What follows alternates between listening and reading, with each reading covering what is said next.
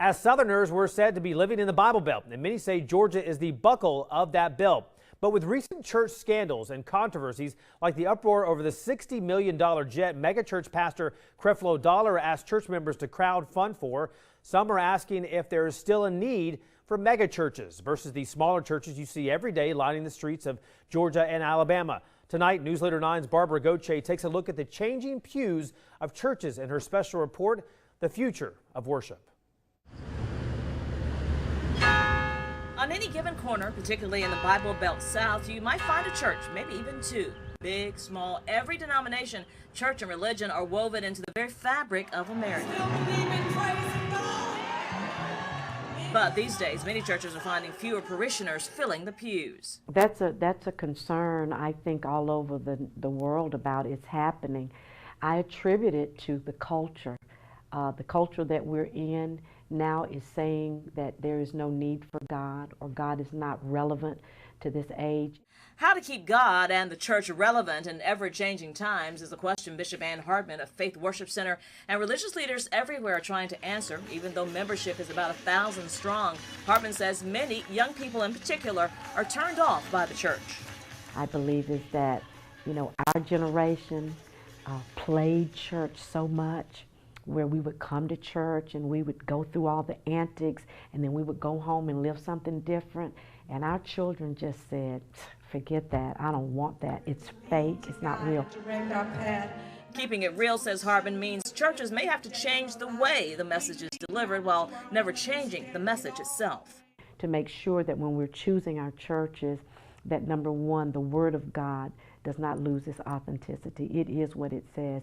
Now, the way you like to worship would be dependent upon the way you like to worship. Church attendance is higher in Georgia and Alabama and other Bible Belt states than other parts of the country, but still, nationwide, the numbers are down, with only about 20% of the population attending Sunday services on a regular basis. A lot of folk have set bad examples, and I think that's a very intricate part of why we've seen a decline in church attendance. We have become so preoccupied with the world that we sometimes forget about we need God. Reverend Jeffrey Howard, pastor of St. John Pitt's CME Church in Waverly Hall, with just over 100 members and only about 40 active, he also struggles with finding ways to attract new members. Still, he says small churches can be effective. It doesn't take a whole lot of people, Barbara, to do God's work. It just takes some people that are determined and that trust God and believe in God. The numbers are growing at one of Columbus's newest churches. My Church opened 6 years ago and is now in the process of building a larger church. Their come as you are approach has many who may have been turned off by traditional church turning back on. No one's judging anybody. Nobody's problems are worse than anybody else's, and it's just a very accepting place. And I think you would say we're different just because we're really targeting people who are unreached, and I would say we're targeting people who are younger. And it's working. My Church pastor Jeff Murphy says about 1,500 people attend services regularly with an average age of 27. As a younger person, your parents really push you into church and they put you more into a traditional church, and then as you grow up, you don't know what direction to go to until someone invites you somewhere and you find the right place for you. We're not selling a denomination, we're not selling religion, we're just trying to make Jesus famous.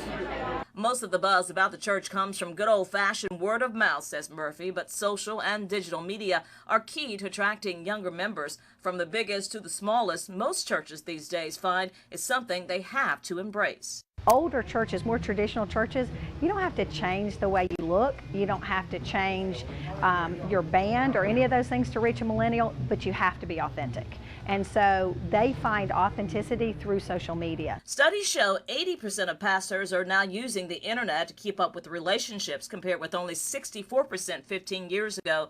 Still, some religious leaders see technology as good and bad, a tool that on the one hand can help get people into church, but on the other be the distraction that pulls them away. We're gonna have to step it up, but I do see that there's gonna be a war between the technology piece and the church as we know it today. It's not going to look the same. Just what that assembly will evolve into, no one knows. But these pastors are all confident about one thing: the church itself will stand. Matthew 16:18 says, upon this rock I will build my church. And the gates of hell will not prevail against it. Will not prevail against it. And I just believe that no matter what the devil do, that the church will always stand because Jesus said it would.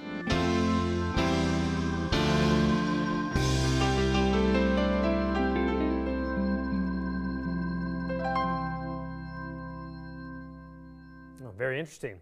Well, Barbara tells us all the churches she talked with and visited for her report have Facebook pages and use social media to communicate with their church members and spread the word about what they're doing. For a link to those Facebook pages and to see more on this story, go to our website, WTVM.com, and click on the local tab.